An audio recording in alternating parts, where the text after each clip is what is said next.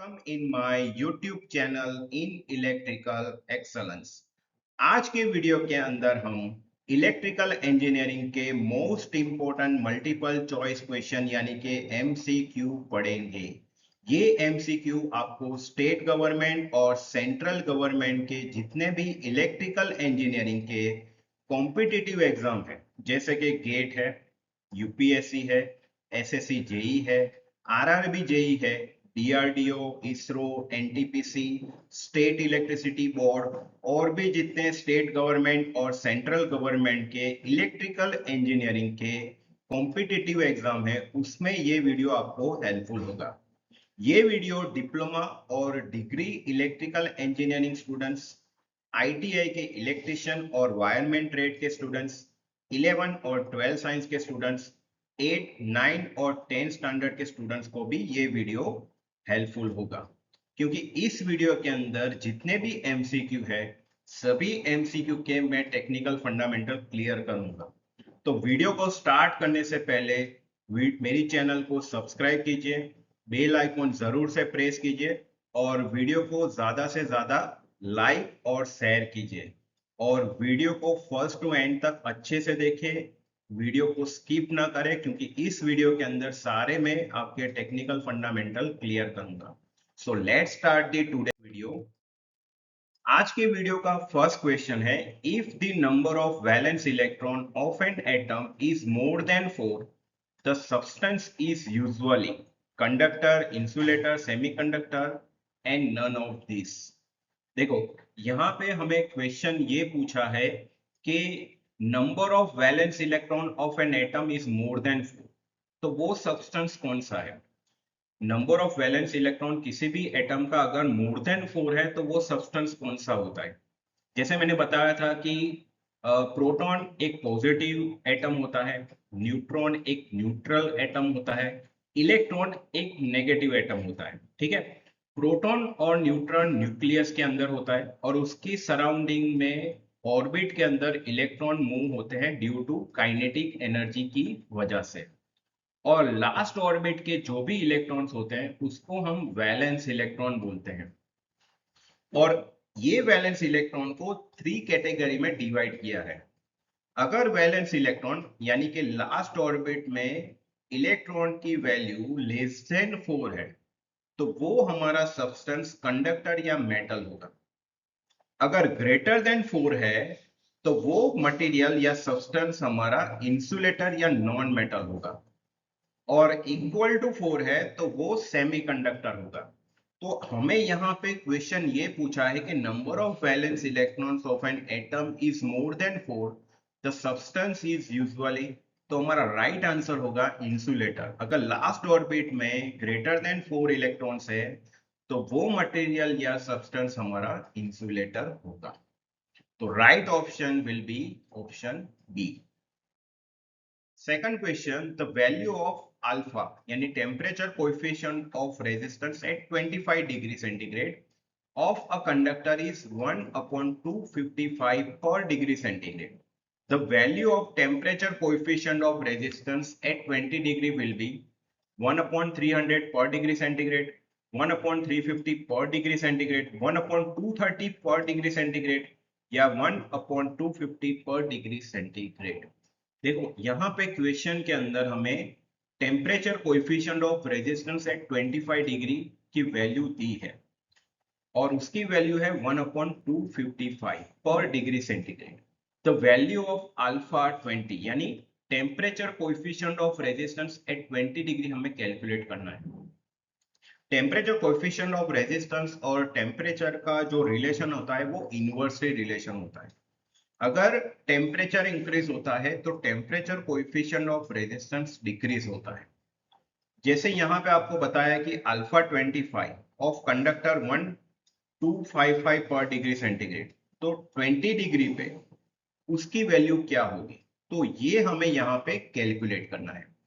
तो by using this formula alpha 25 यानी temperature coefficient of resistance at 25 degree equal to 1 upon alpha 20 यानी temperature coefficient of resistance at 20 degree plus T2 minus T1। तो यहाँ पे हमने alpha 25 की value substitute की 1/255, 1/1 alpha 20 plus 25 minus 20, क्योंकि temperature हमें दिया है 25 एंड 20। 25 डिग्री पे हमें टेम्परेचर कोएफिशिएंट दिया है और 20 डिग्री पे temperature coefficient of resistance calculate करना है।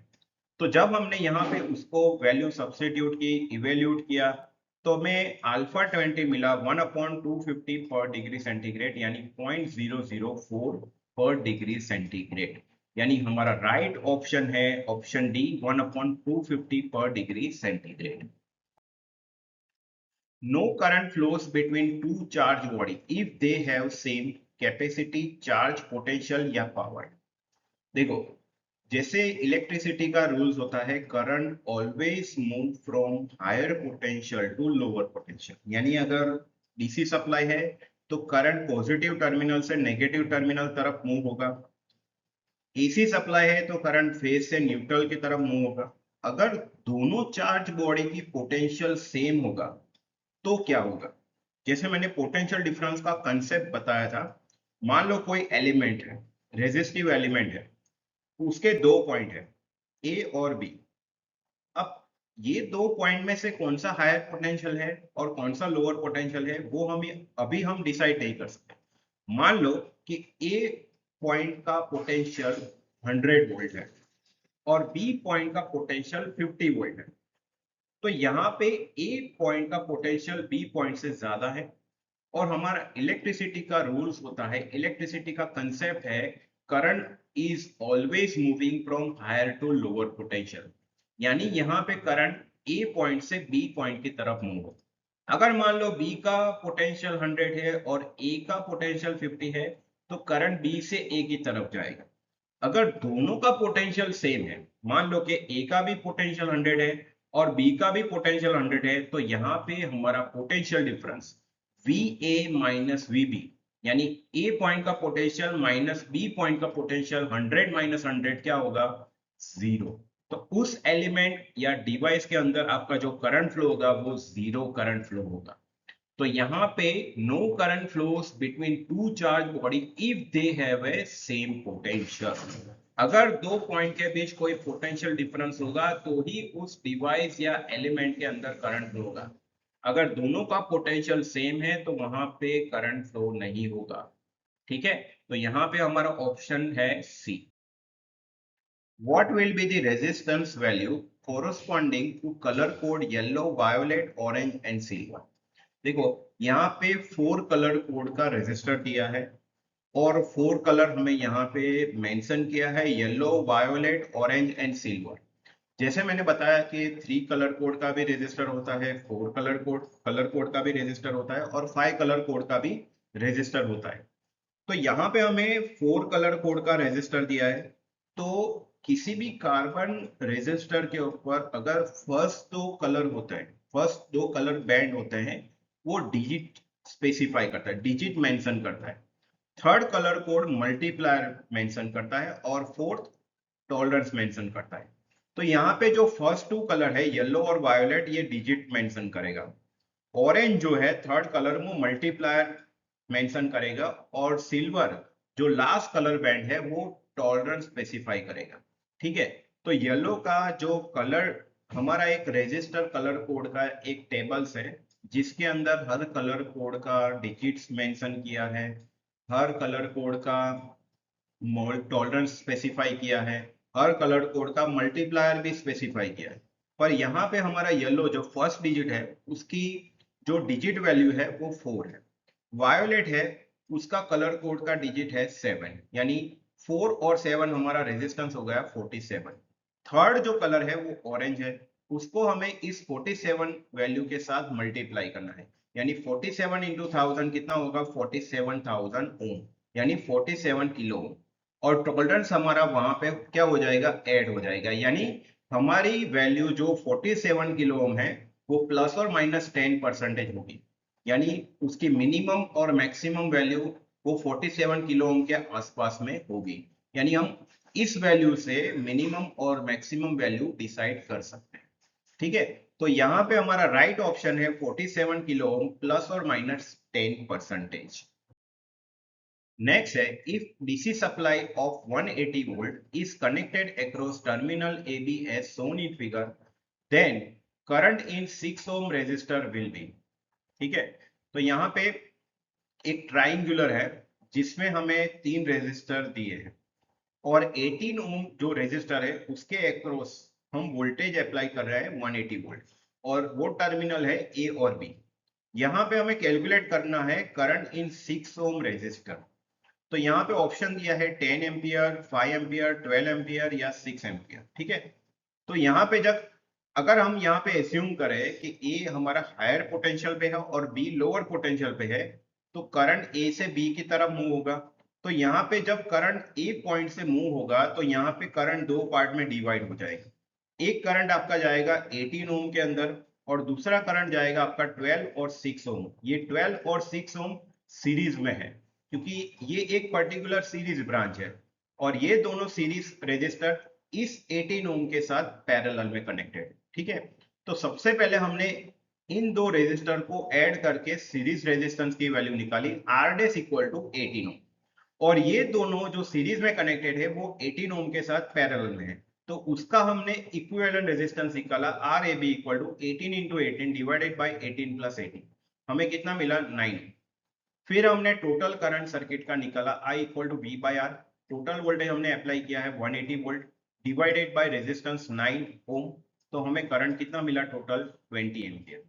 अभी हमें यहाँ पे कैलकुलेट करना है कि 6 ओम रेजिस्टर के अंदर कितना करंट फ्लो होगा। ठीक है, तो current in 6 ohm resistor is I dash equal to 20 into 18 divided by 18 plus 18। देखो ये जो हमने यहाँ पे फॉर्मूला यूज किया है, यहाँ पे हमने करंट डिवीजन रूल्स यूज किया है।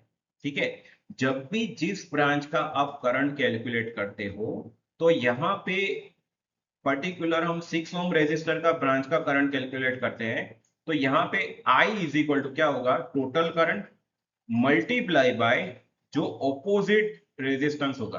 अगर यहाँ पे 6 ओम रेजिस्टर के लिए हम करंट कैलकुलेट कर रहे हैं तो उसका ऑपोजिट ब्रांच कौन सा है 18 ओम। तो मल्टीप्लाई में ऑपोजिट ब्रांच का रेजिस्टेंस आएगा और डिवाइडेड में टोटल रेजिस्टेंस यानी ऑपोजिट ब्रांच का भी रेजिस्टेंस आएगा और जिस ब्रांच का आप करंट कैलकुलेट करोगे उसका भी रेजिस्टेंस टोटल आएगा। तो यहाँ पे टोटल करंट हमें कितना मिला 20, ऑपोजिट ब्रांच का रेजिस्टेंस कितना है 18 डिवाइडेड बाय टोटल रेजिस्टेंस। तो हमें 6 ओम रेजिस्टर के अंदर करंट कितना मिला 10 एम्पियर। तो हमारा राइट आंसर है 10 ampere. 5 cells each of EMF V and internal resistance are connected in series. If due to oversight one cell is connected wrongly, then equivalent EMF and internal resistance of the combination are। देखो यहाँ पे 5 cell को हमने उसका EMF E है और उसका internal resistance R है। ठीक है, और सभी सेल को हमने सीरीज में कनेक्ट किया है बट बाय डिफॉल्ट हमने एक सेल को रॉन्गली एक रिवर्स डायरेक्शन में कनेक्ट किया है। तो उस टाइम पे जब एक सेल को 5 सेल में से एक सेल को अगर आप रिवर्स में कनेक्ट करते हो रॉन्गली कनेक्ट करते हो तो उस टाइम पे आपका टोटल इक्विवेलेंट ईएमएफ यानी 5 सेल का टोटल इक्विवेलेंट ईएमएफ और टोटल इंटरनल रेजिस्टेंस क्या होगा। तो यहाँ पे हमें आंसर दिया है 5E and 5R, 3E and 5R, 5E and 3R and 5E and 4R। देखो जब भी आप सीरीज में कनेक्शन की बात करते हो तो वोल्टेज ऐड होता है और रेजिस्टेंस भी ऐड होता है। तो 4 cell supports each other in correct direction. देखो यहाँ पे हमें 5 सेल्स दिया है, 5 सेल्स को हमने सीरीज में कनेक्ट किया है पर उस 5 सेल में से हमने एक सेल को रॉन्गली कनेक्ट किया है यानी रिवर्स डायरेक्शन में कनेक्ट किया है। बाकी 4 सेल की पोलैरिटी सही है तो उसमें आपका टोटल वोल्टेज क्या होगा टोटल ईएमएफ 4 ही होगा। One cell is connected in reverse polarity तो यहाँ पे हमारा क्या होगा -E। तो नेट इक्विवेलेंट हमें E कितना मिलेगा 4E यानी जो 4 सेल करेक्ट पोलैरिटी है और एक सेल की पोलैरिटी रिवर्स है तो यहाँ पे 4E -E यानी हमारा नेट इक्विवेलेंट ईएमएफ क्या मिलेगा 3E। ठीक है, और इंटरनल रेजिस्टेंस क्या होगा सीरीज कनेक्शन है तो सभी रेजिस्टेंस ऐड हो जाएंगे तो टोटल रेजिस्टेंस क्या मिलेगा 5R। So net equivalent EMF is 3E and total internal resistance is 5R। So option number B is the right. Find the voltage across 2 ohm resistor due to 20 volt supply in the following circuit. ठीक है, हमें 2 ohm resistor के across voltage calculate करना है और 20 volt source in the following circuit, और 20 volt source को हमें यूज करना है। ठीक है, एक सर्किट दिया है, यहाँ पे 2 वोल्टेज सोर्सेज है, यानी कि यहाँ पे हमें सुपरपोजिशन थ्योरम यूज करना है। जैसे सुपरपोजिशन थ्योरम के अंदर एट ए टाइम सिर्फ आप एक ही सोर्स यूज कर सकते हो, बाकी सोर्स को एलिमिनेट करना होता है। अगर वोल्टेज सोर्स है तो उसको शॉर्ट करना होता है, करंट सोर्स है तो उसको ओपन करना है। ठीक है, तो यहाँ पे हमें ऑलरेडी डेटा में दिया है कि 20 वोल्ट सोर्स को हमें यूज करना है। ठीक है, तो 10 वोल्ट को सोर्स को एलिमिनेट करना है, इसका मतलब उसको शॉर्ट करना है। तो यहाँ पे हमारा आंसर क्या होगा, 0.5, 0, 1 या 1.5, ये ऑप्शंस है। तो हमें इस ऑप्शन में से फाइंड आउट करना है कि राइट ऑप्शन कौन सा है। तो सबसे पहले हमने point A, node A point से हमने नोडल एनालिसिस से इक्वेशन यूज करके हमने यहाँ पे वोल्टेज एट नोड ए, तो यहाँ पे क्या होगा V, अगर मान लो ए नोड पे हमारा वोल्टेज V है, सो V माइनस 20, ये 20 और पॉइंट ए नोड पे वोल्टेज जो V है दोनों की ऑपोजिट पोलैरिटी है, सो V माइनस 20 होगा डिवाइडेड बाय रेजिस्टेंस कितना है A और 20 वोल्ट के बीच 20। ठीक है, फिर ए पॉइंट और इस पर्टिकुलर ब्रांच के लिए 10 वोल्ट तो हमारा शॉर्ट है, तो यहाँ पे V डिवाइडेड बाय 10, तो इस ब्रांच में कोई भी वोल्टेज सोर्स नहीं है, तो यहाँ पे ए पॉइंट का वोल्टेज सोर्स क्या है, पॉइंट का पोटेंशियल क्या है V, तो V divided by resistance 10 plus यहाँ पे ये ब्रांच 2 ओम ब्रांच, तो यहाँ पे भी V बाई 2 होगा। तो जब हम इक्वेशन के अंदर वैल्यू सब्स्टिट्यूट करने के बाद जब उसको हम इवेल्यूट करेंगे तो हमें क्या मिलेगा, V by 20, V by 10, V by 2 equal to 1। तो finally V plus 2V 10V divided by 20 equal to 1। यहाँ पे हमने एलसीएम लिया तो हमारा एलसीएम हुआ 20। तो फाइनली हमें वोल्टेज मिला 2 ओम रेजिस्टर के अंदर, कितना वोल्टेज मिला, 1.53 वोल्ट। तो हमारा राइट ऑप्शन है option D, 1.5 volt. Which of the following carbon coded resistor has value of 10 kilo ohm with 20% tolerance? देखो, हमने प्रीवियस एमसीक्यू के अंदर कलर कोड दिए थे और रेजिस्टेंस की वैल्यू फाइंड आउट करनी। यहाँ पे आपको उल्टा पूछा, रेजिस्टेंस की वैल्यू दी है और उसके बेस पे आपको फाइंड आउट करना है कि कलर कोड कौन से होंगे। यानी आपको उस कलर कोड रेजिस्टर का एक जो टेबल्स है उसको याद रखना है, और हर कलर कोड की डिजिट क्या है, मल्टीप्लायर क्या है और टॉलरेंस क्या है, क्योंकि कहीं से भी आपको किसी भी तरह से क्वेश्चन पूछ सकते हैं, तो आपको ये कलर कोड रेजिस्टर का टेबल याद रखना है। ठीक है, तो आपको ऑप्शन दिया है red, red, green and silver strips, यानी 4 कलर कोड कौन कौन से होंगे, रेड, रेड, ग्रीन या सिल्वर हो सकते हैं, yellow, violet, yellow and silver हो सकता है, orange, orange, black and gold strips हो सकता है, या brown, black, orange and no tolerance band. ठीक है, तो यहाँ पे अगर ऑप्शन डी लेके चले तो फर्स्ट बैंड हमारा होता है ब्राउन। तो ब्राउन कलर की जो डिजिट होती है 1 होती है। सबसे पहला कलर होता है ब्लैक और ब्लैक के बाद होता है ब्राउन। तो हमारा जो डिजिट होता है वो 0 से लेके 9 तक स्टार्ट होता है, 0 से 9 लेके तक होता है। तो सबसे पहला कलर होता है ब्लैक, ब्लैक के बाद ब्राउन होता है, और यहाँ पे हमें वैल्यू दी है 10 किलो ओम फाइंड आउट करनी है। तो सबसे पहला जो बैंड है, सबसे पहला जो कलर डिजिट है वो ब्राउन होगा 1। सेकंड बैंड है ब्लैक जिसकी डिजिट होती है 0। तो हमारा इन दोनों को जब मिलाओगे तो आपको कितना मिलेगा, 10। थर्ड बैंड है ऑरेंज, ऑरेंज का मल्टीप्लायर होता है 1000 यानी 10:3, तो उस 10 के साथ आप मल्टीप्लाई करोगे तो 10,000 ओम हो जाएगा, यानी कि 10 किलो ओम। और लास्ट जो बैंड है वहां पे हमें सिर्फ 3 कलर दी है, ब्राउन, ब्लैक और ऑरेंज। अगर कोई भी फोर्थ कलर बैंड नहीं है तो उसका टॉलरेंस आपको कितना लेना है, 20%। तो यहाँ पे हमारा फाइनल वैल्यू क्या होगा, R equal to 10 kilo ohm plus और माइनस 20% है। तो हमारा राइट ऑप्शन क्या है, brown, black, orange and no tolerance band. ठीक है, तो इस तरह से हमने इस वीडियो के अंदर जितने भी एमसीक्यू देखे सभी एमसीक्यू के टेक्निकल फंडामेंटल क्लियर किए। मुझे लगता है कि आपको भी ये सारे एमसीक्यू अच्छे से समझ में आए होंगे। नेक्स्ट वीडियो के अंदर और भी हम एमसीक्यू देखेंगे और भी आपके टेक्निकल फंडामेंटल क्लियर करेंगे। तो नेक्स्ट वीडियो को भी आप जरूर से देखें और मेरे चैनल को सब्सक्राइब कीजिए, वीडियो को ज्यादा से ज्यादा लाइक और शेयर कीजिए और बेल आइकन जरूर से प्रेस कीजिए। प्रीवियस वीडियो के अंदर भी मैंने बहुत सारे एमसीक्यू के टेक्निकल फंडामेंटल क्लियर किए हैं और भी नेक्स्ट वीडियो के अंदर मैं गेट एसएससी जेई के जितने भी प्रीवियस ईयर के एग्जाम के इलेक्ट्रिकल इंजीनियरिंग के एग्जाम पेपर है उसके भी एमसीक्यू में स्टार्ट करने वाला हूँ। नेक्स्ट टू नेक्स्ट वीडियो के अंदर गेट एग्जाम यानी कि गेट 2026 इलेक्ट्रिकल इंजीनियरिंग के जो एग्जाम में पूछे गए हैं एमसीक्यू वो भी मैं स्टार्ट करने वाला हूँ। एसएससी जेई में जो भी प्रीवियस ईयर के एग्जाम पेपर है उसके भी एमसीक्यू मैं आपको सॉल्व कराऊंगा। तो वीडियो को जरूर से देखें और भी जो प्रीवियस वीडियो है उसको भी जरूर से देखें, लाइक और शेयर कीजिए और बेल आइकन जरूर से प्रेस कीजिए और चैनल को सब्सक्राइब कीजिए। Thank you.